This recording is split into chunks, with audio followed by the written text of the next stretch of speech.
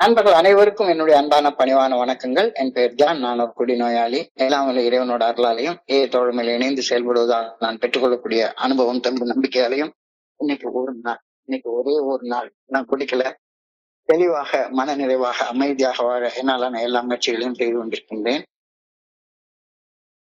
நாம ஒவ்வொரு ஞாயிற்றுக்கிழமையும் இரவு 9:30 to 11 மணி நடக்கிற இந்த ஆன்லைன் மீட்டிங்ல ஃபர்ஸ்ட் 12 வாரங்கள் 2 வழிமுறைகளை 12 ஸ்டெப்ஸ பத்திய காரியம் நம்ம பார்த்தோம். இப்ப 12 கோட்பாடுகள் ஆரம்பிச்சிருக்கிறோம். அதுல 5 வாரங்கள் முடிஞ்சு இன்னைக்கு 6வது வாரமாக 6வது கோட்பாடை பத்திய பரிந்துரையை பண்ணிருக்கிறோம். நண்பர் நீல விநாயகம் சொன்ன மாதிரி பேசிக்கிட்டே இருக்குது. இப்ப நான் மறுபடியும் சொல்றேன், இந்த கோட்பாடை பத்தி நான் சொல்ல போறதெல்லாம் என்னுடைய கருத்துக்களை ஒழிஞ்சு இது ஏஐயோடைய கருத்துக்கள் எல்லாம் கிடையவே கிடையாது. நான் புக்கை படிச்சாலும் கூட அந்த புக்கை படிக்கிறப்ப நான் என்ன புரிஞ்சுக்கிட்டேனோ அதைத்தான் சொல்றேனே ஒழிஞ்சு அதுதான் உண்மையான புரிதல் அப்படின்னு இருக்க முடியாது. இது ஜெனரல் ஷேரிங் மீட்டிங் இல்ல. இந்த 1 மணி நேரம் நம்ம கேட்க போறது it is not a general sharing, it is a topic sharing.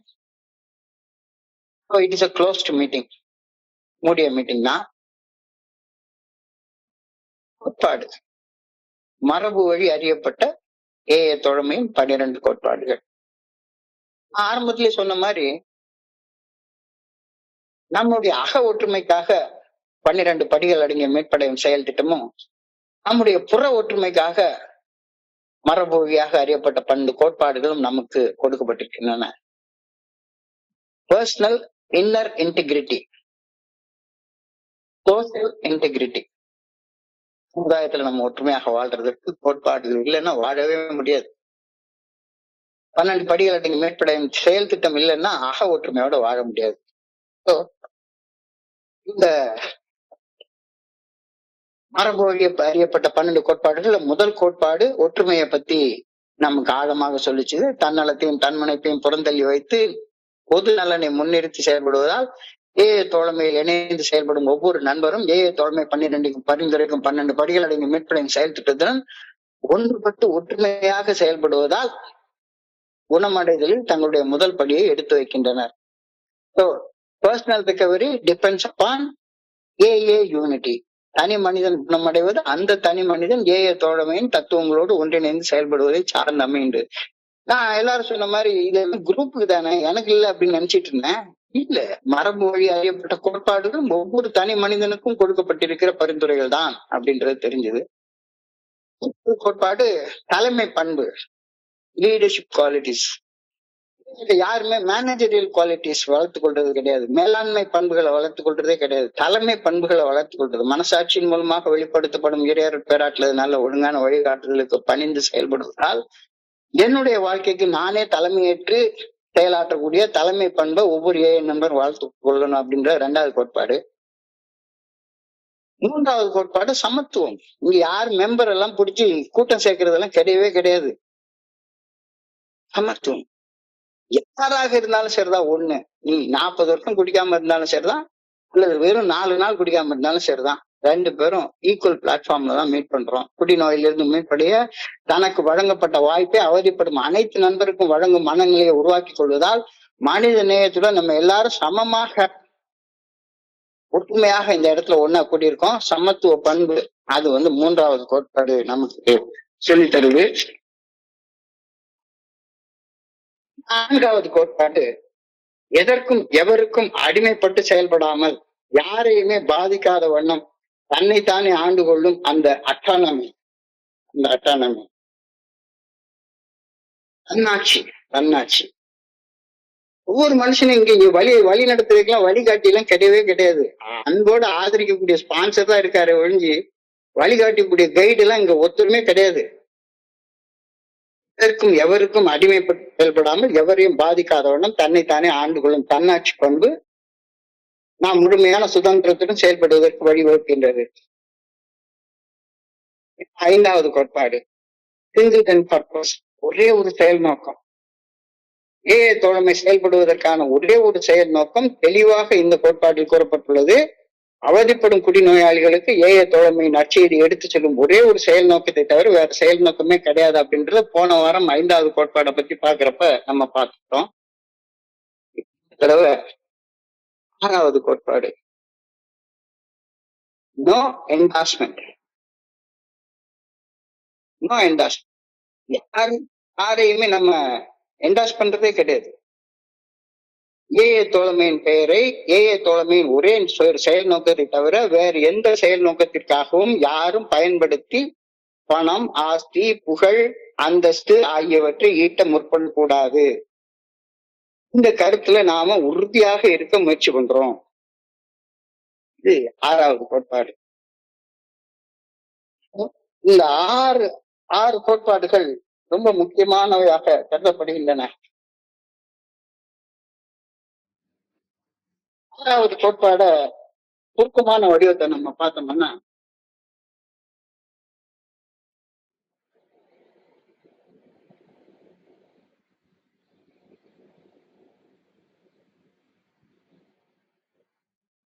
an AA group ought never endorse, finance, or lend the AA name to any related facility or outside enterprise, less problems of money, property, and prestige divert us from our primary purpose. இது ஆங்கில வடிவம். நோய் சம்பந்தப்பட்டு செயல்படும் எந்த ஒரு அமைப்பிற்கோ அல்லது தொழில் முறையில் செயல்படும் வெளி நிறுவனங்களுக்கோ ஏஏ தோழமையின் பெயரை பயன்படுத்தி கொள்ள ஏஏ தோழமையின் கொடுக்க அனுமதித்தல் கூடவே கூடாது. அவ்வாறு ஒரு ஏஏ குழு செயல்பட்டால் அத்தகைய செயல்பாடு பணம், ஆஸ்தி, அந்தஸ்து ஆகியவற்றால் உருவாகக்கூடிய பிரச்சனைகளால் ஏஏ தோழமையின் முதன்மையான அடிப்படை செயல் நோக்கத்தில் இருந்து விலகி அக்குழுவை செயல்பட வைத்துவிடும் அப்படின்ற கருத்து இந்த 6வது கோட்பாடு உள்ளது. 6வது கோட்பாட்டுடைய நீண்ட வடிவம் என்னன்னு பார்த்தோம்னா, பணம், ஆட்சி, அதிகாரம் ஆகியவற்றை முதன்மையான செயல் நோக்கங்களாக கொண்டு செயல்படுவதால் உருவாகக்கூடிய பிரச்சனைகள் நம்மை நம்முடைய முதன்மையான அடிப்படை ஆன்மீக செயல் நோக்கத்திலிருந்து திருப்பி விட்டுவிடக்கூடும். இந்திய தோழமை மெய்யாகவே பலன் அளிக்கவல்ல ஆஸ்தி ஏதாவது தேவைப்பட்டாலும் அதனை ஏஏ தோழமையின் ஆன்மீகத்துடன் இணைக்காமல் பிரித்து வைத்து பராமரித்து வருதல் அவசியம். ஏஏ தோழமையின் குழுக்கள் லாப நோக்கத்தில் வியாபாரத்தில் ஈடுபடுதல் கூடவே கூடாது. ஏஏ தோழமையின் செயல்பாட்டிற்கு உதவியாக அமையும் விடுதிகள், மருத்துவமனைகள் ஆகியவற்றை நிர்வகிக்க மிகுந்த பொருள் தேவைப்படலாம். அவற்றை ஏஏ தோழமையில் இருந்து பிரித்து நிர்வகித்தல் அவசியம். அவற்றை நிர்வகிப்பதற்கான பொருள் ஈட்ட ஏஏ தோழமையின் பெயரை பயன்படுத்துதல் கூடவே கூடாது. அவற்றை நிர்வகிக்கும் பொறுப்பு அவற்றிற்கு பொருள் கொடுத்து உதவுகளிடத்திலேயே இருக்கும். ஏஏ தோழமைக்காக நடத்தப்படும் விடுதிகளை நிர்வகிக்க ஏஏ தோழமையின் நண்பர்களை நியமிக்கலாம்.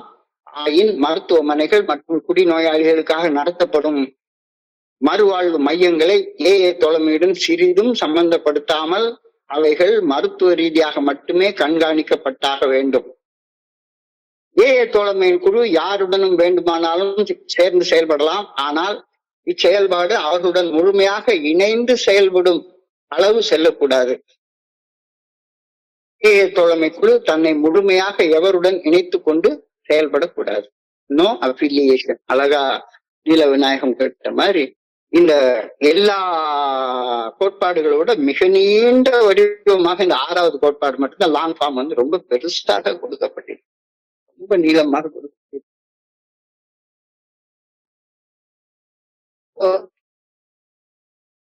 இந்த கோட்பாட்டை பார்க்கிற நேரத்துல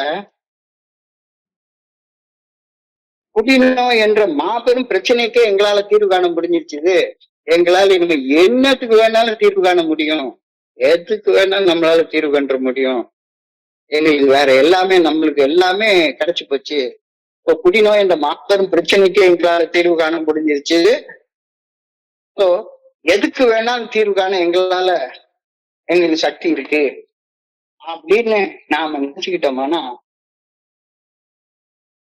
அந்த தற்பெருமையுடான எண்ணம் நம்மளை சிதைச்சு சின்னாபின்னமாக்கி ஒண்ணும் இல்லாம பண்ணி போட்டோம் அப்படின்ற கருத்தை இந்த இடத்துல சொல்லு. இந்த தற்பெருமையுடனான எண்ணம் எல்லாருக்கும் ஆரம்ப காலத்துல வரும், வராம யாருக்குமே இருக்காது. எனவே குடிநோய் சிகிச்சையில் தொழில் ரீதியாக ஈடுபடும் எந்த ஒரு நிறுவனத்தில் எங்களது பொருளையும் நேரத்தையும் முதலீடு செய்வது லாபகரமாக இருக்கும் என்று நாங்கள் கருதத்தான் செய்தோம். அதனை ஒரு உன்னதமான நோக்கம் என்று எண்ணி அதற்காக ஏஐ தோழமையின் பெயரை பயன்படுத்துவது எங்கள் கடமை என கூட கருதினோம். இது பில்டபிள்யூ எழுதுறாரு. எங்க 6வது ட்ரெடிஷன் 12 and 12 6வது ட்ரெடிஷன்ல எழுதுறாரு. அது எங்களுடைய கடமை, நாங்க செய்ய வேண்டிய கடமை அப்படின்னு எழுதுறாரு. நான் மறுபடியும் சொன்ன மாதிரி இது என்னுடைய கருத்தாகத்தான் நான் பாக்குறேன். இப்ப என்ன ஒரு கருத்தை நான் சொல்ல போறேன். இது பியூர்லி என்னுடைய கருத்து. எல்லாரும் என்ன நினைக்கிறோம், கோட்பாடுகள் குழுவுக்கு தான், தனி மனிதர்களுக்கு கிடையாது. தனி மனிதர்கள் அதை செய்யறது ஒண்ணும் பெரிய பிரச்சனையே கிடையாது அப்படின்ற ஒரு எண்ணம் நம்மள அறியாம நம்ம மனசுக்குள்ளார வருது.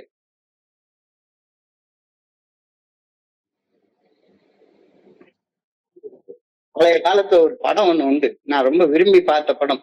அந்த காலத்து த்ரில்லர் படம் புதிய பறவை அப்படின்னு ஒரு படம் உண்டு. இந்த படத்துடைய கிளைமேக்ஸ் சீன்ல ஒரு டைலாக் ஹீரோ பேசுவாரு. ஒரு டைலாக் பேசுவாரு. ஒரு குற்றம், மாபெரும் கொலை குற்றம் பண்ணியிருக்காரு. தன்னுடைய மனைவியே கொலை குற்றம் பண்ண குற்றம். அந்த குற்றத்தை நிரூபிக்க முடியாம இருக்கிறதுக்காக எல்லாரும் வேஷம் போட்டு ஒரு பெண்ணை எடுத்து இவளுடைய காதலியாக நடிக்க வச்சு கடைசியில் அந்த குற்றம் நிரூபிக்கப்படும். யாரு? அந்த ஆளுடைய வாயில இருந்தே வர்ற ஸ்டேட்மெண்ட். அந்த ஒரு காதலால உந்தப்பட்டு அந்த ஸ்டேட்மெண்ட்டை கொடுப்பார். உடனே குற்றம் நிரூபிச்சிருச்சு அப்படின்னு கைது பண்ணி கூட்டிட்டு போறப்ப அந்த ஆள் சொல்லுவாரு, என்னை குற்றவாளின்னு நிரூபிக்க எனக்கு இந்த காதல்ன்ற உன்னதமான ஒரு உணர்வை பயன்படுத்துறது தவிர வேற வழியே தெரியலையா அவனுக்கு? வேற வழியே தெரியலையா அவனுக்கு அப்படின்னு சொல்லி கேட்பாங்க. அது மாதிரி இந்த ஏஐங்கிறது உன்னதமான ஆன்மீக செயல் திட்டம். உன்னதமான ஆன்மீக செயல் திட்டம். பணம் சம்பாதிக்கிறதுக்குன்னா உனக்கு வேற எதையாச்சும் எடுத்து சம்பாதியா? ஏயா ஒரு பகவத்கீதை எடுத்துக்கிற, ஒரு பைபிள் எடுத்துக்கிற, ஒரு பிக் புக் எடுத்துக்கிற, அதை வச்சுக்கிட்டு பணம் சம்பாதிக்கிறேன், அதை வச்சுட்டு நான் ஒரு ட்ரீட்மெண்ட் சென்டர் ஆரம்பிக்கிறேன். பணம் சம்பாதிக்க உனக்கு வெளியே தெரியல. நீ ஒரு டாக்டரா இருந்தா ஆரம்பி, அல்லது நீ ஒரு MSW இருந்தா ஆரம்பி, உனக்கு ட்ரிப்ஸ் போடுறதுக்கு பிரிஸ்கிரைப் பண்றதுக்கு ஒரு இது இருந்தா ஆரம்பி. ஆனா எதுவுமே இல்லாம ஏஐயுடைய பெயரை மட்டுமே வச்சுக்கிட்டு நான் ஒரு ட்ரீட்மெண்ட் சென்டர் ஆரம்பிச்சிடறேன். இது எதுக்கு? சம்பாதிக்கிறதுக்கு வேற வழியே தெரியலையா அவனுக்கு? வேற வழியே தெரியலையா அப்படின்ற கேள்விய எனக்கு நானே கேட்டுக்கிறேன். நிறைய பேரை பாக்குறேன், கையில இன்வெஸ்ட்மெண்ட்டுக்கு எதுவுமே கிடையாது. ஒரே ஒரு ஆன்மீக புத்தகத்தை எடுத்துக்க வேண்டியது, அதை வச்சு உன்னை நான் குணப்படுத்துறேன், அசுத்தாவி உங்ககிட்ட இருந்து வெளியே ஓட்டுறேன், உன்னைய பண்றான்ட்டு ஆயிரக்கணக்குல, லட்சக்கணக்குல, கோடிக்கணக்குல ஒரு ஸ்தாபகமாக, ஒரு ஆர்கனைசேஷனாக, ஒரு இன்ஸ்டிடியூஷனாக ஆரம்பிச்சு கோடிக்கணக்குல பெயர், புகழ், பணம் இது எல்லாத்தையும் சேர்த்து வாழ்ற மனிதர்கள் இந்த உலகம் முழுக்க நம்ம பாக்குறோம். நம்ம கையிலையும் அப்படிப்பட்ட ஒரு அஸ்திரம் கிடைச்சிருச்சு, பிரம்மாஸ்திரம் கிடைச்சிருக்கு. தோழமை இந்த பிரம்மாஸ்திரத்தை உபயோகப்படுத்தி இருந்தா ஒரு பெரிய ஸ்தாபனமாக, ஒரு பெரிய நிறுவனமாக, ஒரு பெரிய அமைப்பாக உருவாக்கி தனக்குன்னு கோடிக்கணக்கில் ஆஸ்தி அந்தஸ்து சேர்த்திருக்கலாம், தாராளமா சேர்த்திருக்கலாம். 1950ஆம் ஆண்டு கிட்டத்தட்ட அந்த இலக்கை நோக்கிதான் போயிட்டு இருந்தாங்க. கோட்பாடுகள் எழுதப்படுறதுக்கு முன்னால எல்லாருமே இவ்வளவு பெரிய விஷயத்த கண்டுபிடிச்சிருக்கோம். இதை வச்சுட்டு காசு சம்பாதிக்கலன்னா எப்படிப்பா, பணம் சம்பாதிக்கலாம் எப்படிப்பா, புகழ் சம்பாதிக்கலன்னா எப்படிப்பா? நான் 40 வருஷம் சோபர் இருந்துட்டு போ, அதனால என்ன இப்போ? அதை வச்சுக்கிட்டு பெயர், புகழ் இதெல்லாம் ஒண்ணுமே நீ நினைச்சுக்காத. ஒரு தனி மனுஷனாக நீ நினைச்சுக்கிட்டேன்னா, நான் வாழ நான் அப்படி பண்ண இப்படி பண்ணேன்னு பெரிய புகழ்ந்து பேசுறதுனால உனக்கு ஒரு புகழை ஈட்டி கொள்ளணும்னு நினைச்சேன்னா கடைசியில நீ வீணா போய் குப்பைக்கு போயிடுவ. இதைத்தான் எழுதியிருக்காங்க. குடிநோய் என்ற பிரச்சனைக்கு, மாபெரும் பிரச்சனைக்கு என்னால தீர்வு காண முடியுது. ஒருத்த மனுஷனுடைய வேலை பிரச்சனைக்கோ, டைவர்ஸ் பிரச்சனைக்கோ, சட்ட பிரச்சனைக்கோ, அந்த பிரச்சனைக்கோ, இந்த பிரச்சனைக்கோ தீர்வு காண எனக்கு முடியும் தானே, வா என்கிட்ட வா, உனக்கு நான் வழிகாட்டுறேன், ஆன்சர் என்ற அந்த அன்புடனா நான் ஆதரிக்கிறேன் அப்படின்ற ஒரு அற்புதமான புனிதமான வார்த்தைக்கு வழிகாட்டி அப்படின்ற அசிங்கமான ஒரு அர்த்தத்தை புரிஞ்சு கொண்டு, உனக்கு நான் வழிகாட்டுறேன், உனக்கு நான் வழிகாட்டுறேன் அப்படின்னு தற்பெருமையோட எண்ணிக்கொண்டு ஆரம்ப காலகட்டங்கள்ல அடுத்தவனுக்கு வழிகாட்டணும் அப்படின்ற இயல்பான எண்ணம் எல்லாருக்குள்ளாரும் எழத்தான் செய்தது. எனவே குடிநோய் சிகிச்சையில் முதன்மையாக தொழில் ரீதியாக ஈடுபடும் ஒரு நிறுவனத்துல அல்லது நானே ஒரு நிறுவனத்தை ஆரம்பிச்சு என்னுடைய பொருளையும் பண நேரத்தையும் அதுல முதலீடு செய்தா கோடி கணக்குல பணம் சம்பாதிக்கலாம், லாபகரமாக இருக்கும் அப்படின்னு நாங்கள் கருதத்தான் செய்தோம் அப்படின்னு பில்டப் எழுதுறது. ஆமா, அப்படித்தான் நினைச்சோம். மட்டும் இல்ல, அத ஒரு உன்னதமான ஒரு நோக்கம்னு வேற நினைச்சுக்கிட்டோம். சாதாரண நோக்கம்லாம் இல்ல, உன்னதமான நோக்கம்னு நினைச்சு கொண்டு செயல்பட்டோம். கடைசியில மரபு வழியாக வர்ற நேரத்துல இல்ல இல்ல இல்ல இல்ல, நீ புற ஒற்றுமையோட இந்த சமுதாயத்துல வாழணும் அப்படின்னா நீ கத்துக்கிட்ட விஷயத்த பணம் சம்பாதிக்கிறதுக்கு பயன்படுத்தவே பயன்படுத்தாத. பயன்படுத்தினா உன் தலையில நீயே மண் அள்ளி போட்டுக்கிற, அது ஒண்ணும் உன்னதமான நோக்கம்லாம் கிடையாது அப்படின்னு. அப்போ தனி மனிதர்கள் பிசினஸ் எல்லாம் பண்ணக்கூடாதா, சென்டர் எல்லாம் ஆரம்பிக்க கூடாதா அப்படின்ற கேள்வி வரத்தான் செய்யுது. ஆரம்பிச்சுக்கோ. நீ ஒரு டாக்டராக இருக்கிற பட்சத்துல அல்ல உன் கையில லட்சக்கணக்கான கோடிக்கணக்கான பணம் இருக்கிற பட்சத்துல ஒரு டாக்டரை எம்ப்ளாய் பண்ணி வச்சுக்கோ, ஆரம்பிச்சுக்கோ. ஆனா எனக்கு ஏஏ தோழமையுடைய 12 படிகள் அடங்கிய மீட்படையும் செயல் திட்டம் தெரியும். அந்த செயல் திட்டத்தை அடி ஆதாரமாக வச்சு நான் ட்ரீட்மெண்ட் சென்டர் ஆரம்பிக்கிறேன் நீ நினைச்சேன் அப்படின்னு சொன்னா உனக்கு இலவசமா கிடைச்சது இலவசமா கூடப்பா, ஸ்பான்சர் பண்ணு. உனக்கு இலவசமா கிடைச்சது இலவசமா கொடு. அதை கொண்டு போய் வச்சுக்கிட்டு பணம் சம்பாதிக்கணும்னு நினைக்காத. பணம், ஆஸ்தி, புகழ், அந்தஸ்து. நீ 20 வருஷம் குடிக்காம இருக்கலாம், 30 வருஷம் குடிக்காம இருக்கலாம், 40 வருஷம் குடிக்காம இருக்கலாம். சோ வாட், அதனால என்ன பெருசா ஆயிடப்போகுது? அந்த ஒண்ண வச்சு பெரிய புகழை சம்பாதிச்சு இந்த சமுதாயத்துல புகழோட வாழணும்னு நினைக்காத. ஆரம்ப காலகட்டத்துல ஏஏல எங்களுக்கு என்று தனியாக மறுவாழ்வு மையங்களை நவீன வசதிகளுடன் நிறுவ வேண்டும், குடிநோய் குறித்த கல்வியை பொதுமக்களுக்கு வழங்க வேண்டும், இந்த கல்வியை பள்ளி மற்றும் மருத்துவ பாட புத்தகங்களில் இடம்பெற செய்ய வேண்டும், நோயால் பாதிக்கப்பட்டவர்களுக்கு புனர்வாழ்வு வழங்க வழிவகை செய்ய வேண்டும், குடிநோய் வசப்பட்டோர் செய்யும் குற்றங்களில் தண்டனை வழங்குவதில் சட்ட திட்டங்களை கொண்டு வரணும், குடிநோய் வசப்பட்டோர் ஏஏ தோழமை இணைய ஏதுவாக நீதிபதிகள் தீர்ப்பு வழங்கணும். இப்படி எல்லாம் என்ன மாதிரி கனவு கண்டிருக்காங்க பாருங்க. நம்ம ஊர்ல கனவு கண்டெல்லாம் ஒரு ட்ரீட்மெண்ட் சென்டர் ஆரம்பிக்கணும்னு தான், அதுக்கு மேல இவன் கனவு காணவே இல்லை. ஆனா 1935 இருந்து 1950 வரைக்கும் ஏஏல இணைந்த அந்த மக்கள் எல்லாம் கண்ட கனவு ஏஏவே ஒரு பெரிய ட்ரீட்மெண்ட் சென்டரா பெரிய நவீன வசதிகளோட ஆரம்பிக்கணும். ஒரு நாயகன்ற படத்துல ஒரு டயலாக் வரும். என்ன டயலாக் வரும்னா, ஒரு ஹீரோட்ட வந்து சொல்லுவான், இந்த மாதிரி நம்ம தாராவில ஓடுற மக்களுக்கு ஆம்புலன்ஸ் அனுப்ப மாட்டேன்னு சொல்லிட்டாங்க. என்னது, ஆம்புலன்ஸ் அனுப்ப மாட்டேன் சொல்லிட்டாங்களா? நாமளே 10 ஆம்புலன்ஸ் வாங்குறோம், அது தாராவில உள்ள மக்களுக்கு மட்டும்தான் ஓடும், வேற எவருக்கும் ஓடாது அப்படின்னு சொல்லுவோம். அப்படின்ற மாதிரி இந்த ஏஏ எனக்கு உயிரை குடிச்சுது, அதை குடிச்சுது, இதை குடிச்சுது, ஏஏ காண்டி என்னுடைய உயிரையே நான் திருப்பி கொடுத்துருவேன் அப்படின்னு அந்த கனவு காணக்கூடிய நிலைமை, அந்த கனவு காணக்கூடிய நிலைமையில தான் நான் ஏவுக்கு எல்லாத்தையும் செய்ய போறேன். எல்லா இடத்துலயும் உட்கார்ந்து குடிநோய் குறித்த கல்வியை பொதுமக்களுக்கு வழங்க வேண்டும். இந்த கல்வியை நாம மட்டும் வழங்கக்கூடாது, அரசு பாட புத்தகங்கள்ல பாடமாக கொண்டு வரணும். ஆல்கஹாலிசம் டிசீஸ், ஆல்கஹாலிசம்குள்ள ட்ரீட்மெண்ட், இதை பத்தி மெடிக்கல் ஸ்டூடெண்ட்ஸ் கண்டிப்பா படிப்பு சொல்லி தரணும். நோயால் பாதிக்கப்பட்ட மனிதர்களுக்கு புனர்வாழ்வு வழங்க, அதாவது மறு ஜென்மம் அவங்க எடுத்துக்காங்க, அவங்களுக்கு வாழ்றதுக்கு புனர்ஜென்மம் பண்றதுக்கு ஏஏ வந்து அதை பண்ணணும், இதை பண்ணணும்.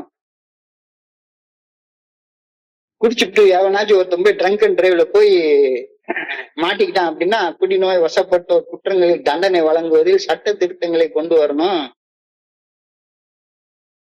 குடிநோய் வசப்பட்டோர் தலைமையில் இணை ஏதிய ஏதுவாக நீதிபதிகள் தீர்ப்பு சொல்லணும்.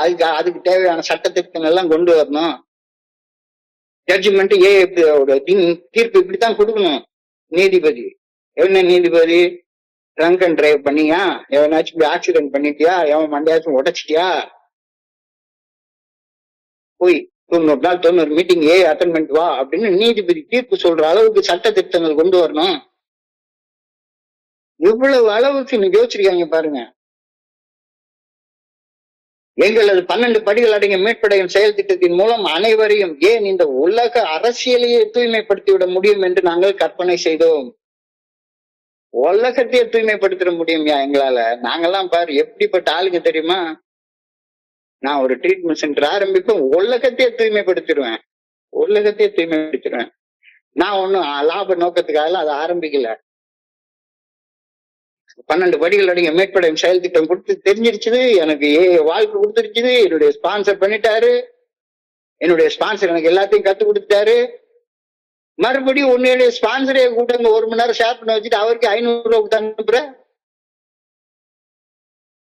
எங்களது 12 படிகள் அடங்கிய மீட்படையும் செயல் திட்டத்தின் மூலம் அனைவரையும் ஏன் இந்த உலக அரசியலையே தூய்மைப்படுத்தி விட முடியும் என்று நாங்கள் கற்பனை செய்தோம்.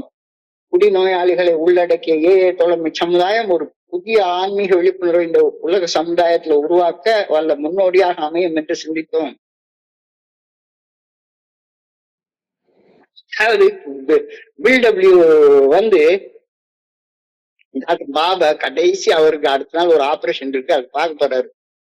அங்க பார்க்க போற நேரத்துல அவர் சொன்ன வார்த்தைகள் எல்லாம் இதுதான். பில்டபிள்யூ கனவு காண்றதுல பயங்கரமான மன்னன். ஆனா டாக்டர் பாபு யதார்த்த நிலைமையில வாழக்கூடிய ஒரு மருத்துவர். அவர்கிட்ட போய் இத இப்படி இப்படி இப்படி இப்படி இப்படி எல்லாம் பேசுறாரு. அவரும் அடுத்த நாள் ஆபரேஷனுக்காக படுக்கையில படுத்து எடுத்துக்கிறாரு. எல்லாத்தையும் சொல்லிட்டு சரியப்பா சரியப்பா சரியப்பா சரியப்பா அப்படின்னு சொல்லி கேட்டுட்டு, சரி நான் இதெல்லாம் செய்ய போறேன் அப்படின்னு சொல்லிட்டு பில்டபிள்யூ புறப்படுறாரு. நான் விடை பெற்றுக் கொள்கிறேன் அப்படின்னு சொல்லி புறப்படுற நேரத்துல கரெக்டா கதவு வரைக்கும் வந்துட்டார், டோர் வரைக்கும் வந்துட்டார். திறந்துட்டு வெளியே போறப்ப, bill just a minute, let us not louse this thing up, let us keep it simple, let us keep it very very very very simple அப்படின்னு சொல்லி ஒரு வார்த்தை சொல்றாரு. பில்டபிள்யூ எழுதுறாரு. நான் பில்டபிள்யூ டாக்டர் பாபு கிட்ட இருந்து கேட்ட கடைசி வார்த்தைகள் அதுதான். Bill, let us not louse this thing up, let us keep it simple. கனவுகள், கற்பனைகள், நீ தனி மனுஷனாக என்ன வேணா செஞ்சுக்கோ, உன்னை வேண்டாம்னு சொல்லு. ட்ரீட்மெண்ட் சென்டர் ஆரம்பிச்சுக்கோ. நான் 10 டாக்டருக்கு சம்பளம் கொடுத்து 10 நர்ஸுக்கு சம்பளம் கொடுத்து டீடாக்ஸ் பண்ணி அதை பண்ணி இதை பண்ணி வச்சிருக்கிறேன். எங்களோட கோடி கணக்குல பணம் இருக்கு. நான் ஒரு ட்ரீட்மெண்ட் சென்டர் ஆரம்பிச்சுக்கிறேன், உலகத்துக்கு சேவை செய்ய போறேன். ஏன்னா சேவை செய்யறது மூலமாக மட்டும்தான் எல்லாருமே பணம் சம்பாதிக்கிறாங்க. அது எவ்வளவு பெரிய பணக்காரனாங்க, 2 லட்சம் கோடி ரூபாய் பணம் வச்சிருக்கிற பெரிய எலான் மஸ்கா இருந்தாலும் சரிதான், சர்வீஸ் பண்றதுனால மட்டும்தான் பணம் சம்பாதிக்க போறாங்க. முடிஞ்சா சம்பாதிச்சுக்கோ, தப்பு கிடையாது. ஆனா இந்த புனிதமான ஆன்மீகத்தை வச்சு பணம் சம்பாதிக்கணும்னு நினைக்காத. வேற சர்வீஸ் பண்ணு. உண்மையான உனக்கு என்ன திறமை இருக்கோ அந்த திறமையில சர்வீஸ் பண்ணு. உண்மையில உனக்கு ஆல்கஹாலி சம்பத்தி நீ MD சைக்காட்ரி படிச்சிருக்க. ஏயோடைய 12 ஸ்டெப்ஸ் உனக்கு ரொம்ப அப்பீலிங்கா இருக்கு அப்படின்றப்ப MD சைக்காட்ரியோட 12 ஸ்டெப்ஸையும் வச்சுட்டு நீ ஒரு ட்ரீட்மெண்ட் சென்டர் ஆரம்பிச்சு தாராளமா பண்ணிக்கோ. ஆனா AA குரூப் அப்படின்னா என்ன அர்த்தம்? AA குரூப்ல உள்ள ஒவ்வொரு தனி மனிதனும் an AA member who is involved in a group activity never endorsed. never endorsed செய்யவே கூடாது. நான் என்டாஸ்மெண்ட். தன்னுடைய பணத்தையோ, தன்னுடைய பெயரையோ, தன்னுடைய புகழையோ வெளி நிறுவனங்களுக்கு கொடுத்து உதவி. நீ ஒரு நிறுவனத்தை ஆரம்பிக்கிறதானாலும் சரி, அந்த நிறுவனத்துல போய் உட்கார்ந்து பேசுறதானாலும் சரி, நீ பண்ணுனா உன்னுடைய ஏஐயுடைய பிரைமரி பர்பஸ் நீ மறந்து போயிருவ. அதுக்கு அப்புறமாக money, property, prestige will divert you from your primary purpose. நீ அதுக்கப்புறம் அதை செய்ய மாட்டேன். ஏன்னா ஒரு ஆர்கனைசேஷன் ஒன்னு ஆரம்பிச்சுட்டு அப்படின்னு சொன்னா, ஒரு நிறுவனமாக ஒரு இன்ஸ்டிடியூஷனாக ஒன்னு ஆரம்பிச்சுட்டேன்னு சொன்னா, ஆர்கனைசேஷனல் ஆக்டிவிட்டிஸ் இல்லாம எந்த இன்ஸ்டிடியூஷனும் உழைத்தவங்க முடியவே முடியாது. ஒருத்தனை கொண்டாந்து வச்சுட்டேன்னா அவனுக்கு காலையில காப்பி கொடுக்கறதுல ஆரம்பிச்சு ராத்திரி அவனுக்கு மாத்திரை கொடுத்து பால் கொடுத்து படுக்க வைக்கிற வரைக்கும் உள்ள செலவுகளை நீ பார்க்கணும், பராமரிக்கணும். அவன் வெளியே தப்பிச்சு ஓடிடாம கதவை கூட்டி கையில ஒருத்தனுக்கு கம்பை கொடுத்து அவனை பண்ணணும், அவனுக்கு சம்பளம் கொடுக்கணும், அதை பண்ணணும், இதை பண்ணணும், எல்லா வேலையும் இருக்கு.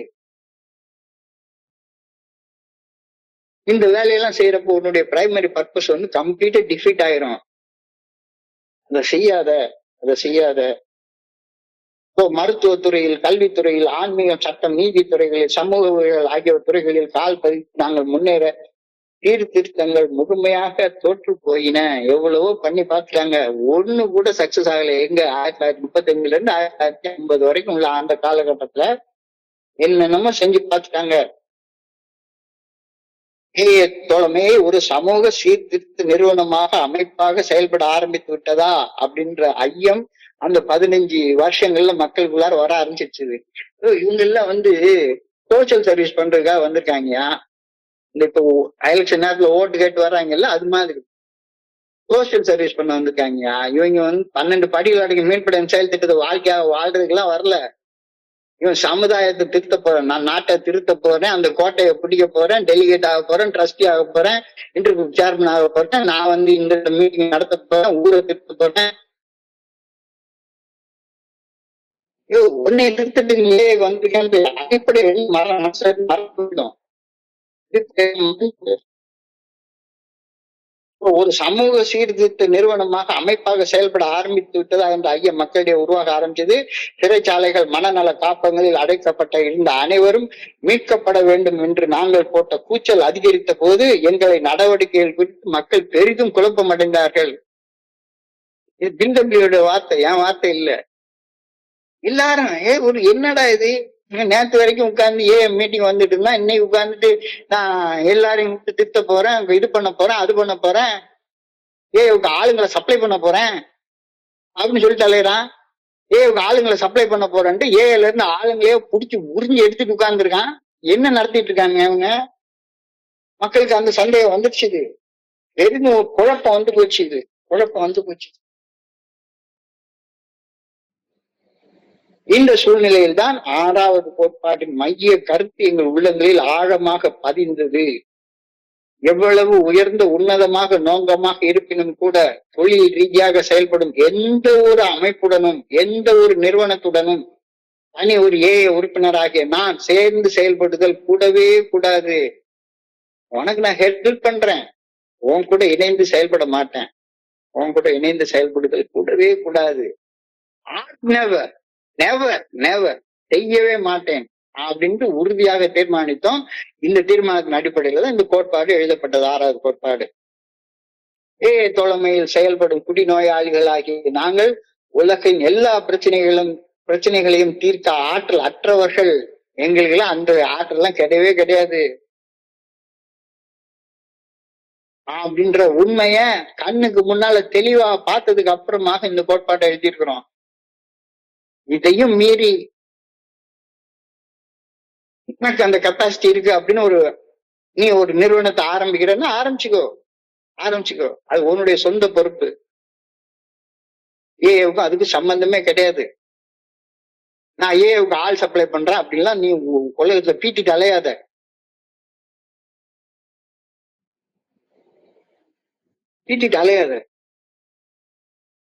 தோழமை நிறுவப்பட்ட ஆரம்ப காலத்தில் தோழமையின் மூத்த உறுப்பினர் ஒருவருக்கு மது தயாரித்து விற்போரின் சங்கம் ஒரு பணியை கொடுத்தது.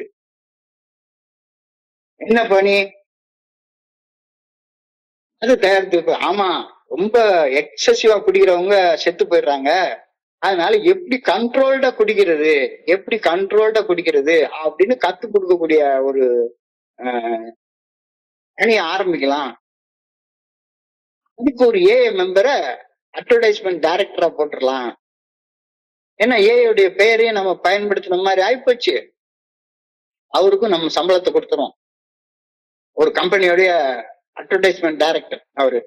என்ன அட்வர்டைஸ்மெண்ட்? ஒரு மது பெரிய நம்ம கிங்ஃபிஷர் மாதிரி ஒரு பெரிய மது தயாரிக்கிற கம்பெனி இருக்குன்னு வச்சுங்களேன். அந்த கிங்ஃபிஷருடைய கம்பெனிக்கு ஒரு அட்வர்டைஸ்மெண்ட் டைரக்டர் என்னன்னா, எல்லாருமே மது குடிச்சு குடிச்சு செத்து போயிறாங்க. மது வந்து ஒரு அற்புதமான ஒரு சப்ஸ்டன்ஸ்.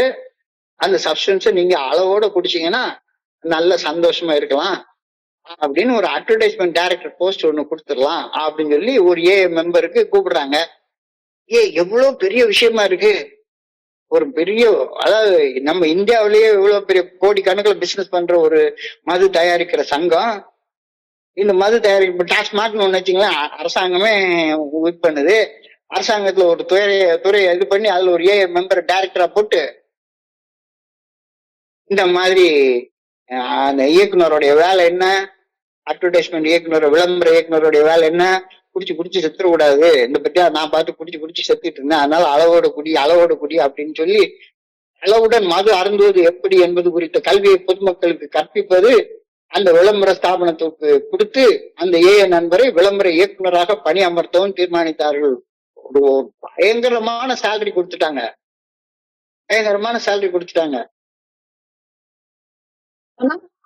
அந்த விளம்பர ஸ்தாபனத்துக்கு டைரக்டர் வந்து மெம்பரா தான் இருக்கணும். அவர் ஏல போய் பயங்கரமா குடிச்சு இன்னைக்கு குடிய விட்டுட்டு 30 வருஷம். இப்ப என்ன மாதிரி ஒரு ஆள் வச்சுங்களேன், எனக்கு ஒரு டைரக்டரா கொடுத்தா இங்க பேசுற பேச்சு அங்க பேசுனா இன்னும் கொஞ்சம் பயங்கரமா பேசுவேன். சமுதாயத்துல இங்க பேசுற பேச்சை இத்தனையோண்டு பேர் கேட்டுட்டு இருக்கீங்கன்னா, நான் வெளியே போய் பேசினேன்னா ஒரு ஆயிரக்கணக்கில் லட்சக்கணக்கில் கேட்பாங்க. கேட்டாங்க அப்படின்னா சமுதாயம் திருந்தும். ஆகா, தோழமையின் பெயரை உபயோகப்படுத்தி நிறைய பேரை திருத்திடலாம். அந்த விளம்பர இயக்குனராக அந்த போஸ்டிங் போட்டு அவருக்கு ஆர்டர் கொடுத்துட்டாங்க. அவர் தோழமையில பெர்மிஷன் கேட்கிறாரு. ஃபவுண்டேஷனுக்கு எழுதி கேட்கிறாரு. இதெல்லாம் கோட்பாடு எழுதப்பட்டதற்கு முன்னால் நடந்த நிகழ்ச்சி. அவர்கிட்ட கேட்கிறாரு. அப்போ இந்த இது என்ன, நீங்க போய் அந்த விளம்பர நிறுவனத்துடைய இயக்குனராக உங்களுக்கு அமர்த்தப்பட்ட பணியை ஏற்றுக்கொண்டு உங்க வாட்டுக்கு செய்யுங்க அப்படின்னு சொல்லி சொல்றதா, இல்ல வேண்டாம் அப்படின்னு சொல்றதா? அப்படின்னு சொன்னா, ஒரு தனி மனிதர் தனது அனாமதத்தை காப்பது அவருடைய தனிப்பட்ட விஷயம். ஒரு மனுஷன் ட்ரீட்மெண்ட் சென்டர் ஆரம்பிக்கிறது வேண்டான்னு தோழமை ஒரு நாளும் சொல்லவே சொல்லாது. அது ஆரம்பிக்கிறதுனா உன் தனிப்பட்ட விஷயம். நீ இப்ப எங்க வேணாலும் அட்வர்டைஸ்மெண்ட் டைரக்டரா சேர்ந்துக்கோ, அல்லது கட்டுப்படுத்தி குடிக்கிற கல்வியை உனக்கு நான் கத்து தரேன், நீ எவனுக்கு வேணாலும் கத்து கொடு, நீ வழி காட்டு, என்ன வேணா பண்ணு. அது உன்னுடைய தனிப்பட்ட விஷயம். ஆனா நான் ஒரு மெம்பரு இதை செய்யறேன் அப்படின்னு போட்டுக்காது. ஒரு ட்ரீட்மெண்ட் சென்டர் ஆரம்பி, தாராளமா ஆரம்பி, ஒன்னும் பிரச்சனை கிடையாது. தாராளமா ஆரம்பி. ஓன் காசு, ஓன் பணம், ஓன் ஸ்பான்சரை வேற அதுல இணை இயக்குனராக போட்டுக்க போற, தாராளமா போட்டுக்கோ. ஆனா ஏஐயுடைய பெயரை உபயோகிச்சு நாங்க வழியில ட்ரீட்மெண்ட் கொடுக்குறோம் அப்படின்னு சொல்லாத. ட்ரீட்மெண்ட் கொடுக்கறதுக்கும் ஏஐவுக்கும் எந்த சம்பந்தமும் கிடையவே கிடையாது. ஒரு தனி மனிதர் தனது அனாமதத்தை காப்பது அவருடைய தனிப்பட்ட விஷயம். ஆனால் தோழமையின் பெயர் பயன்படுத்தப்படும் போது பிற அமைப்புகளின் செயல்பாட்டை தோழமை அங்கீகரிக்கின்றது என்றாகிவிடுகின்றது. எனவே தோழமையுடைய பெயரை பயன்படுத்தாம நீ எந்த கம்பெனி வேணாலும் டைரக்டரா போய் சேர்ந்துக்கோ, என்ன வேணா பண்ணிக்கோ, அதை பத்தி எங்களுக்கு ஒண்ணுமே இல்லை அப்படின்னு பதில் அளிச்சாங்க. அப்ப அந்த தனி மனிதர் அவர் தாராளமா போய் சேரணும்னா சேர்ந்துக்கலாம். ஒரு மாசத்துக்கு 25 லட்சம் ரூபாய் சம்பளம் கொடுக்குறேன் அப்படின்றாங்க. மாசத்துக்கு ஒரு டைரக்டரா, ஒரு கம்பெனியோட டைரக்டரா அமெரிக்கால இருந்து 25 லட்சம் ரூபாய் சம்பளம் கொடுக்குறேன்றாங்க. தாராளமா போய் சேர்றதுன்னா சேர்ந்துக்கோ. ஆனா ஏஐயுடைய பெயரை பயன்படுத்தாது. நான் மெம்பரு அப்படின்னு பேசிட்டு அலையாது. நீ பேசினாலும் உன் மேல கேஸ் போட்டு ஒன்னெல்லாம் நாங்க சொல்ல போறதே கிடையாது. நீங்க சொன்ன மாதிரி வட்டம் முக்கோணம் அப்படின்னு நம்ம நீலவநாயகம் குறிப்பிட்டாரு. அது வேற எல்லாருமே உபயோகப்படுத்துறாங்க, நம்ம உபயோகப்படுத்த வேண்டாம் அப்படி சொல்லிட்டு அவ்வளவுதான். உபயோகப்படுத்தினா வந்து யார் மேலேயும் கேஸா போட போகுது. ஒரு நாள் நம்ம கோர்ட்டுக்கு போய் கேஸ் எல்லாம் போட்டுட்டுலாம் அலைய மாட்டோம். தோழமையுடைய பெயரை நீ பயன்படுத்தினா உன் தலையில நீயே மண்ணள்ளி போட்டுக்கிற. அப்போ இது வந்து இந்த அட்வர்டைஸ்மெண்ட் டைரக்டர் அப்படின்ற போஸ்ட் கொடுக்குறன்றது சரித்திரத்தில் நடந்த நிகழ்வு. தோழமையுடைய இந்த மரபு வழி அறியப்பட்ட இந்த 6வது கோட்பாடு எழுதப்படுவதற்கு முன்னால நடந்த ஒரு உண்மையான நிகழ்ச்சி. இந்த மனுஷன் இல்ல இல்ல இல்ல இல்ல நான் வேண்டாம், எனக்கு டைரக்டர் வேண்டாம், நான் பெரிய குடிநோயில இருந்து எல்லாரையும் குணப்படுத்துற வேலையை செய்யற வேலையை நான் செய்யல, தோழமையின் ஒட்டுமொத்த நலன் தான் எனக்கு முக்கியமானது என தீர்மானித்தார். தோழமையின் பெயரை நமது தோழமையின் ஒரே ஒரு முதன்மையான அடிப்படை நோக்கத்தை தவிர வேற எதற்கும் பயன்படுத்துதல் கூடவே கூடாது என்ற தீர்மானத்தில் முழுமையாக இருந்து நாங்கள்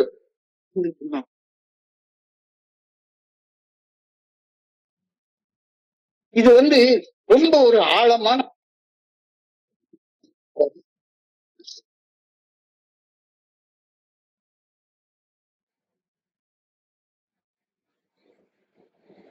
சாரி தெரியாம என் கைதான் பட்டுச்சு. என் கைப்பட்டதுனால அது இதாயிடுச்சு. திரும்ப லெக்சர் நோட் போட்டேன் நானே. இப்பவும் தோழமையில வந்து 24/7 மீட்டிங்ஸ்னு அமெரிக்கால நடக்குது. 24/7 மீட்டிங்ஸ் எல்லாம் நடக்குது. அவங்க கிளப்னு ஒண்ணு நடத்துறாங்க. ஒரு குழுவும் கிளப்னு ஒரு கிளப் நடத்துறாங்க. அந்த கிளப் நடத்துறது வந்து அந்தந்த குரூப் உடைய பிசினஸ் மீட்டிங்ல போட்டு நீ அந்த கிளப்புக்கு வந்து கிளப் பேர்ல ஒரு இடத்த வாடகைக்கு எடுத்துக்கோ அல்லது இடத்த சொந்தமா வாங்கிக்கோ, என்ன வேணா பண்ணிக்கோ. அந்த கிளப்ல வந்து தாராளமாக யார் வந்தாலும் சரிதான். திருநெல்வேலியில நாங்க ஒரு சின்ன விடுதி மாதிரி ஒண்ணு ஆரம்பிச்சிருக்கோம். நாங்க ஒரு 10 மெம்பர்கள் சேர்ந்து ஒரு 10,000 ரூபாய் வாடகை, ஆளுக்கு 1000 ரூபாய் கொடுத்து ஒரு சின்ன 3 பெட்ரூம் ஹவுஸ் வாடகைக்கு வாங்கியிருக்கோம். ஆளுக்கு ஒரு 2000 ரூபாய் வாடகை போட்டு நடத்திட்டு இருக்கிறோம். அதுக்கு ஒரு மேனேஜரை போட்டுக்கிறோம். எங்கேயாச்சும் மெட்ராஸ்ல இருந்து வந்தீங்களா வாங்க, 24 மணி நேரம் மீட்டிங் நடந்துட்டே இருக்கும். அங்க 24/7 மீட்டிங் நடந்துட்டே இருக்கும். யாராச்சும் குடி நோயாளிகள் வந்தாங்க அப்படின்னு சொன்னா சரிதான், நாங்க வந்து ஒரு பக்கத்துல இருக்க ஹாஸ்பிட்டல்ல இருந்து ஒரு நர்ஸை கூப்பிட்டு ஒரு டீடாக்ஸ் ஒண்ணு போட்டு விடுங்கன்னு சொல்லுவோம். அவங்க டீடாக்ஸ் போட்டு விடுவாங்க. டீடாக்ஸ் ஏறிட்டே இருக்கிற நேரத்துல மெம்பர் வந்து பெட்ல படுத்தே இருப்பாரு. சுத்தி இருக்கிற நாங்க 4 பேர் உட்கார்ந்து எங்க பாட்டுக்கு மீட்டிங் ஒண்ணு நடத்திட்டே இருப்போம். இந்த மீட்டிங் நடத்துவோம். இந்த மீட்டிங் நடத்துறது தப்புன்னு சொல்லல. இன்னைக்கு வரைக்கும் அமெரிக்காவில் நடந்துட்டே இருக்கு. குரூப் வேற, கிளப் வேற. கிளப் தாராளமாக நீ வந்து நடத்திக்கோ. ஆனா அந்த கிளப் நடத்துறப்ப அதுக்கு பேரை வைக்காத, பேரை வைக்காத. தாராளமா நடத்திக்கோ, தாராளமா நடத்திக்கோ. Treatment centre ஆரம்பிக்கிறியா ஆரம்பிச்சுக்கோ. அதுக்கு பேரை மட்டும் வைக்காத. பேரை வைக்காதன்றப்ப ஆளதான் நாங்க இதை உங்களை குணப்படுத்துறோம், மெம்பர்களுடைய இதை வச்சுதான் நடத்த போறோம் அப்படின்னு மீட்டிங்ல வந்து அட்வர்டைஸ் பண்ணி இது பண்ணாத. நிறைய நண்பர்கள் வந்து சொல்றாங்க, நாங்கதான் ட்ரீட்மெண்ட் சென்டர்ஸ் தான் ஏஏக்கு நிறைய ஆளுங்களை அனுப்புது. ஐயோ மண்டையில பைத்தியம் பிடிச்சு போச்சா? ஏஏக்கு வந்து சேர்றவங்களுக்கு ட்ரீட்மெண்ட் சென்டருக்கு என்ன சம்பந்தம் இருக்கு? ஒரு சம்பந்தமும் கிடையாது, ஒரு சம்பந்தமும் கிடையாது, ஒரு சம்பந்தமும் கிடையாது. டாக்டர் பண்ற வேலை. அவர் வந்து ஒரு குடி நோயாளியா ஒரு ஆள் ஆல்கஹாலிக்னு அவங்க ட்ரீட்மெண்ட் சென்டர்ல வந்து அட்மிட் பண்ணிட்டாருன்னா சாதாரண சின்ன டெஸ்ட்ல இருந்து ஃபுல் பாடி செக்அப் பண்ணி உடம்புல என்னென்ன நோய்கள் இருக்கு அப்படின்றத கண்டுபிடிச்சு அவனுக்கு ஒரு மறு வாழ்வு கொடுக்கறதுக்காக மருத்துவ ரீதியாக எல்லாமே செய்யறாங்க, உளவியல் ரீதியாக எல்லாமே செய்யறாங்க. அதுக்கு நமக்கு என்ன சம்பந்தம் இருக்குது? நமக்கு தெரிஞ்சதெல்லாம் இந்த 12 ஸ்டெப் ரிகவரி ப்ரோக்ராம தவிர வேற ஒண்ணுமே தெரியாது. 12 ஸ்டெப் ரிகவரி ப்ரோக்ராம தவிர நமக்கு என்ன தெரியும்? ஆனா நீயே ஒரு எம்டி சைக்காட்ரி படிச்ச டாக்டராக இருக்கிற பட்சத்துல நீயும் குடி நோயால பாதிக்கப்பட்டிருக்கிற, ஏஆல ஆரம்பிச்சிருக்கிற, அது என்னுடைய படிப்புடைய ஒரு பாகம்னா தாராளமா ஆரம்பிச்சுக்கோ. இல்ல அந்த மாதிரி ஒரு டாக்டரை நான் வேலைக்கு அமர்த்தி ஒரு பணியை செஞ்சுக்கிறேன்னு தாராளமா செஞ்சுக்கோ. அதை பத்தி எல்லாம் ஒண்ணுமே பிரச்சனை கிடையாது. ஆனால் ஆனால் பெயரை உபயோகிச்சு அதை பண்ணாத. மறுபடியும் நான் சொன்ன மாதிரி சம்பாதிக்க 1000 வழி இருக்கு, சம்பாதிக்க 1000 வழி இருக்கு. எதுக்கே ஒரு பைபிளை தூக்கி வச்சுட்டு போய் காசு சம்பாதிக்கிற? தூக்கி வச்சுட்டு போய் ஏன் காசு சம்பாதிக்கிற? சம்பாதிக்க எத்தனையோ வழி இருக்குல்ல, அந்த வழியை போய் சம்பாதி. அதையும் சம்பாதிக்காதன்னு சொல்லல, சம்பாதிச்சுன்னா உன் தலையில நீயே மண்ணள்ளி போட்டுக்கிற, அது வேண்டாம் அப்படின்ற கருத்தை வந்து ரொம்ப அழகாக ரொம்ப அழகாக தெளிவாக கிளியராக சொல்லியிருக்காங்க. ஆல்கஹாலிக்ஸ் அனானிமஸ் தோழமையின் மரபு வழி அறியப்பட்ட 6வது கோட்பாடு சொல்றதுதான் பணம், சொத்து, கௌரவம் இது போன்ற பிரச்சனைகள் குடிப்பழக்கம் உள்ளவர்கள் மீண்டு வர உதவுவதற்கு குழுவின் முதன்மையான நோக்கத்துல இதுக்காக நீ செயல்பட்ட அப்படின்னா உன்னுடைய குரூப் பர்பஸ்ல ஏடைய பர்பஸ்ல இருந்து நீ விலகி போனா தான் இப்படிலாம் செயல்பட முடியும். இதை வச்சு பணம் சம்பாதிக்கிறேன் அப்படின்னு சொல்லி நீ நினைச்சேன்னா ஏடைய பிரைமரி பர்பஸ்ல இருந்து விலகி போனா தான் அதை செய்ய முடியும். ஒரு ஏஐ குழுவானது அது தொடர்பான எந்த ஒரு நிறுவனத்திற்கோ அல்லது வெளி நிறுவனத்திற்கோ அல்லது நீயே ஆரம்பிச்சாலும் சரி, அதுக்கு உன்னுடைய மனசுல ஒருபோதும் ஒப்புதல் அளிக்காத, அதுக்கு பணம் அதுல போய் பணம் இன்வெஸ்ட் பண்ணாத. ஆரம்பத்துல சொன்ன மாதிரி காலகட்டங்கள் எங்களுக்கு அப்படிதான் தோணுச்சு. இது ரொம்ப லாபகரமான பிசினஸா இருக்க, எங்க லாபகரமான பிசினஸா இருக்க என்ற மாபெரும் பிரச்சனைக்கு எங்களால் தீர்வு காண முடிஞ்சதுன்னா வாழ்க்கையில் எல்லா பிரச்சனைக்கும் தீர்வு காண முடியும் அப்படின்ற தற்பெருமையான எண்ணம் எனக்குள்ளார வர ஆரம்பிச்சு நோய் சிகிச்சையை தொழில் ரீதியாக ஈடுபடக்கூடிய எந்த ஒரு நிறுவனத்திலையும் ஷேர் வாங்கு, ஷேர் மார்க்கெட்ல போட்ட மாதிரி ஷேரை வாங்கு, அந்த ட்ரீட்மெண்ட் சென்டர்ல தாராளமா ஷேரை போடு, இன்வெஸ்ட் பண்ண நல்ல லாபம் கிடைக்கும், நல்ல லாபம் கிடைக்கும்.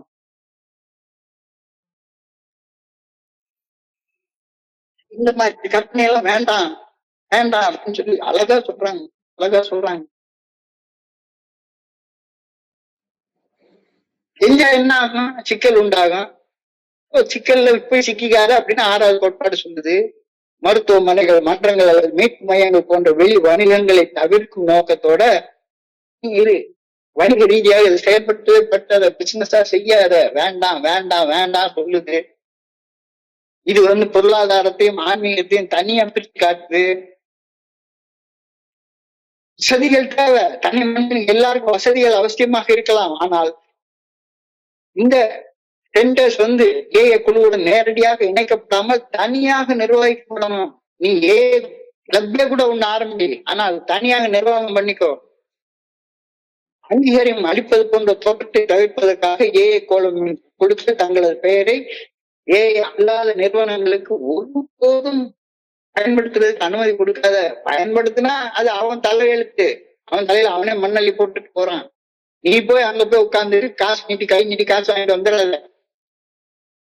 நோக்கத்தின் மீது கவனம் செலுத்து. உன்னுடைய குறிக்கோள் ஆன்மீக குறிக்கோள், அந்த முதன்மையான நோக்கத்தின் மீது மட்டுமே முழுமையான கவனத்தை செலுத்தி செயல்படணும்.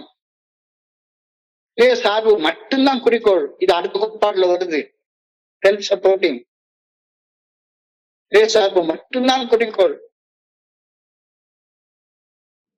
பாரம்பரியத்தை சிந்திக்கக்கூடிய நிதி அல்லது கௌரவ சிக்கல்களில் இருந்து உன்னை எப்பவுமே விலைக்கு வச்சுக்கோ.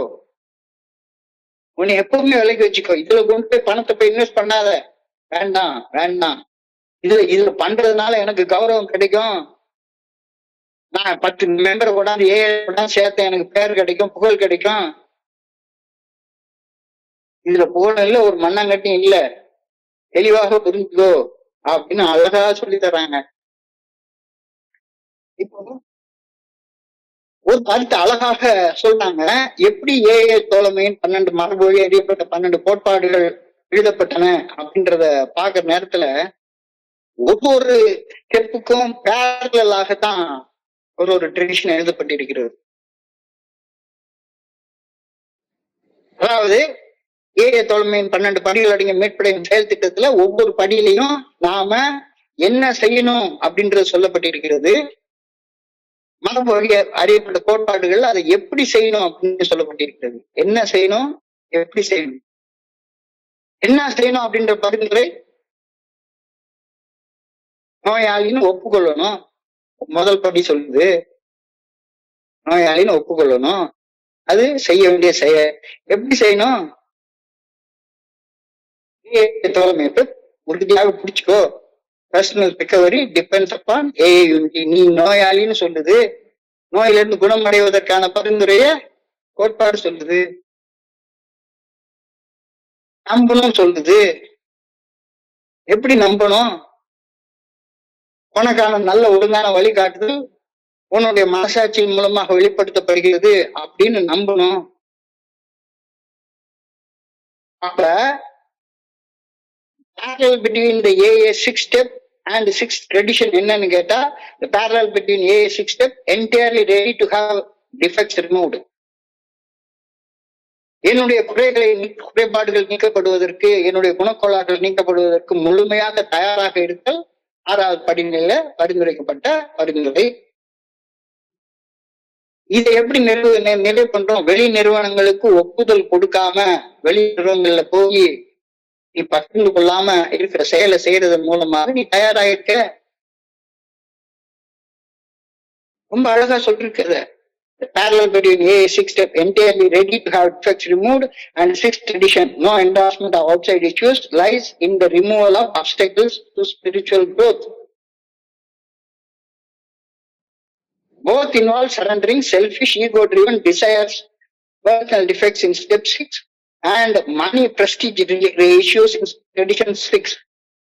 தெளிவாக அழகாக சொல்லியிருக்காங்க. அதுல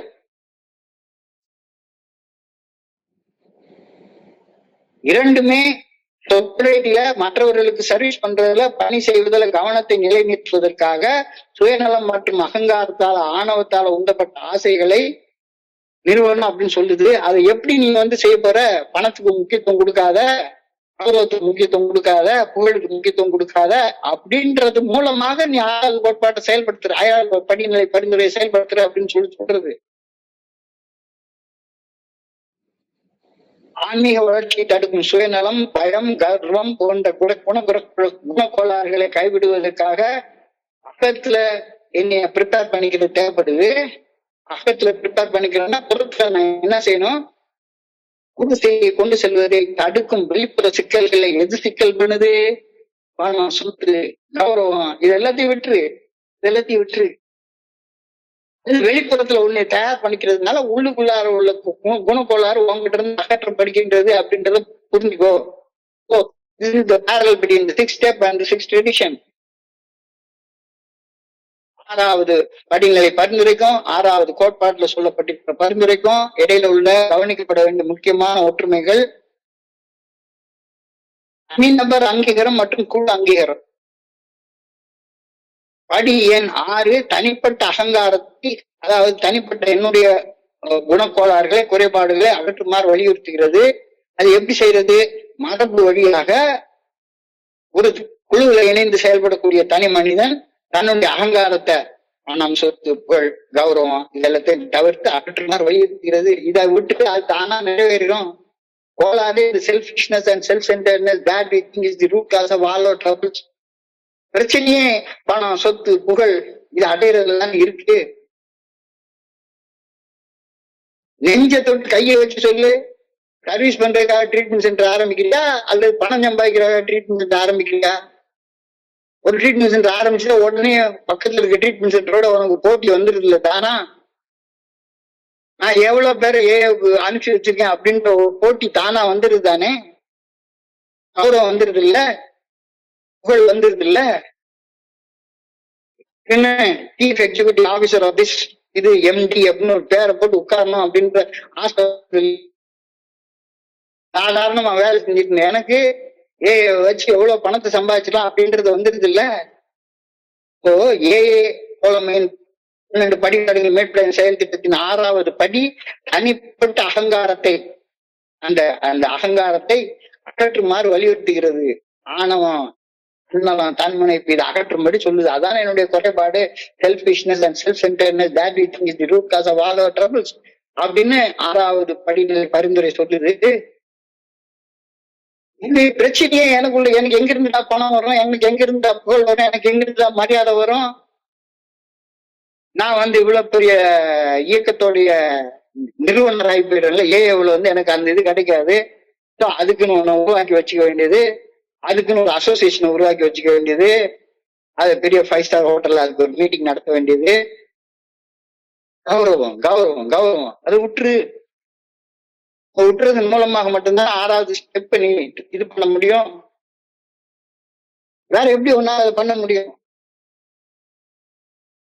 நோக்கத்தில் தூய்மை, பியூரிட்டி இன் பர்பஸ், பியூரிட்டி இன் பர்பஸ்.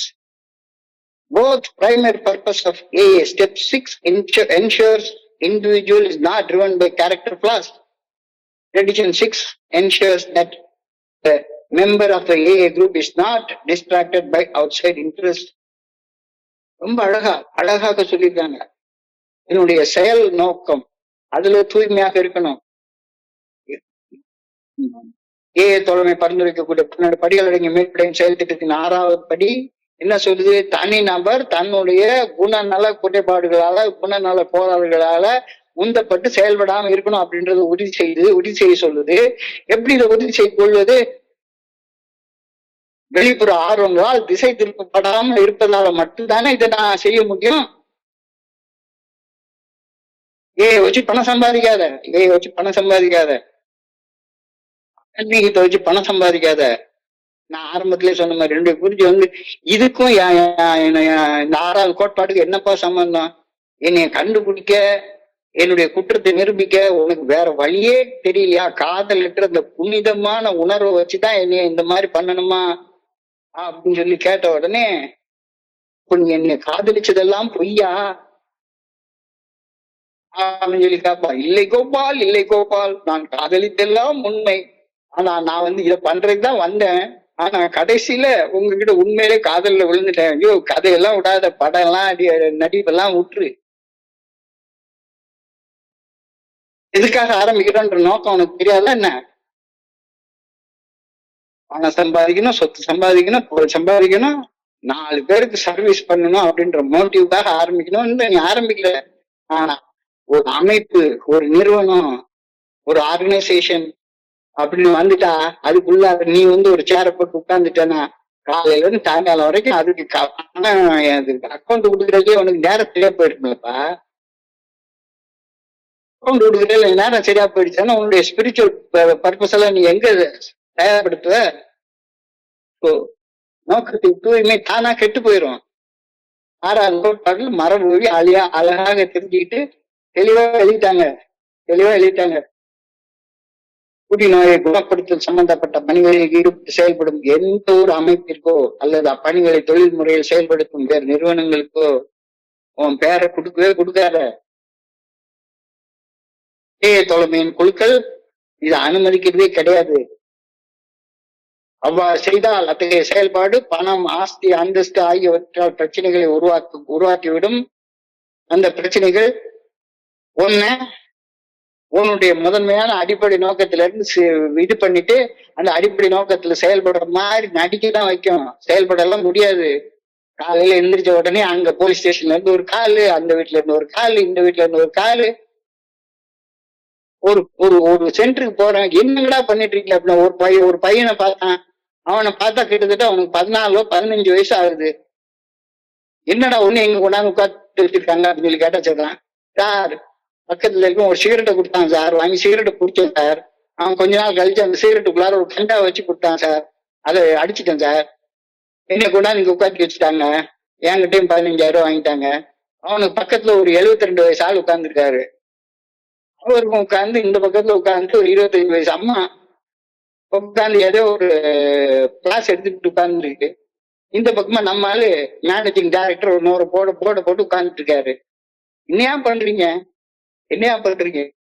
நோக்கத்துல தூய்மை இருக்கா? நீயே உன்னைய கேட்டுக்கோ. அது எப்படி யார் பண்ணிட்டு அவன் கொடுக்குற காசை எப்படி நீ வாங்கிட்டு வர்ற?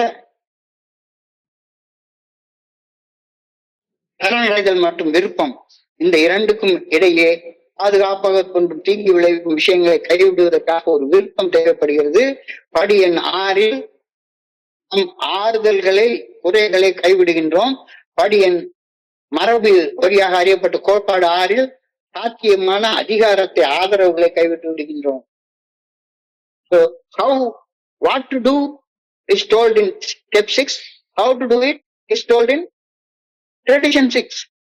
என்ன செய்யணும் அப்படின்னு படி எண் 6ல அழகாக சொல்லியிருக்காங்க. எப்படி செய்யணும் அப்படின்றது அழகாக கோட்பாடு எண் 6ல அழகா சொல்லியிருக்காங்க. சுருக்கமாக சொன்னால் 6வது படிநிலை தனிநபரின் அக உலகை தூய்மைப்படுத்துறது, பர்சனலா உள்ளுக்குள்ளார தூய்மைப்படுத்தணும் அப்படின்ற பரிந்துரையை சொல்லுது. அதை எப்படி செய்யணும்? எந்த செயல் செஞ்சாலும் சரிதான், ஆன்மீகத்தை பணம் சம்பாதிக்கிறதுக்கு பயன்படுத்தாத, ஆன்மீகத்தை பொருள் சம்பாதிக்கிறதுக்கு பயன்படுத்தாத. ஆன்மீகம்னா உன் பாட்டுக்கு தனியா உட்காந்து தியானம் பண்றதுல உட்காந்து உன்னுடைய நேரத்தை செலவு பண்ணு.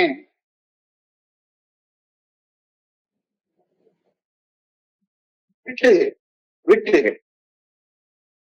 உள்ளார பணம் சம்பாதிக்கணும்ன்ற ஆசை இருக்கு, சம்பாதி, தாராளமா சம்பாதி.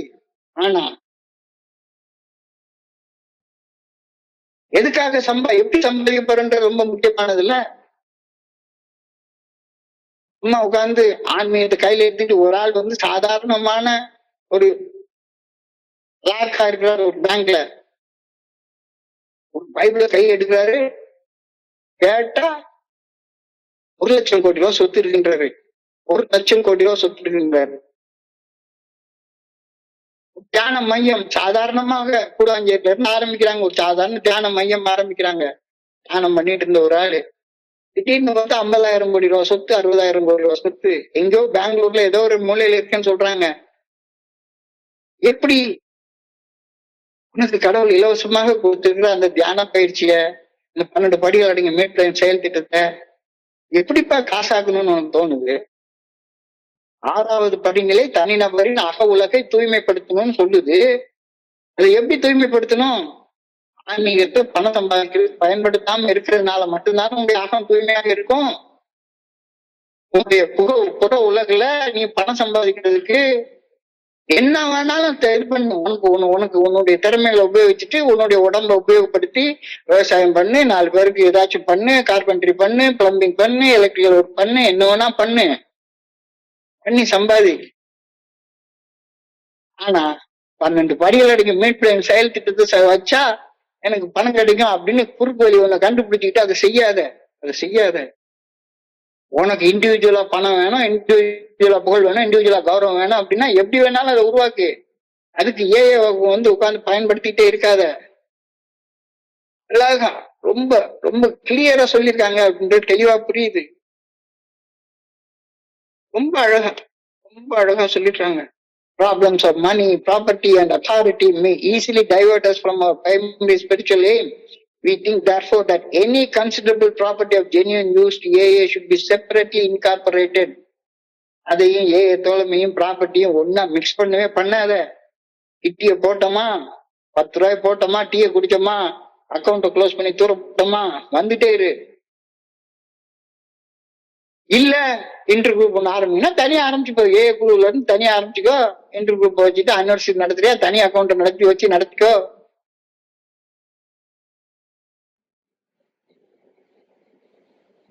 Property of genuine use to AA should be separately incorporated and managed, thus dividing the material from the spiritual, and AA group as such should never go into business.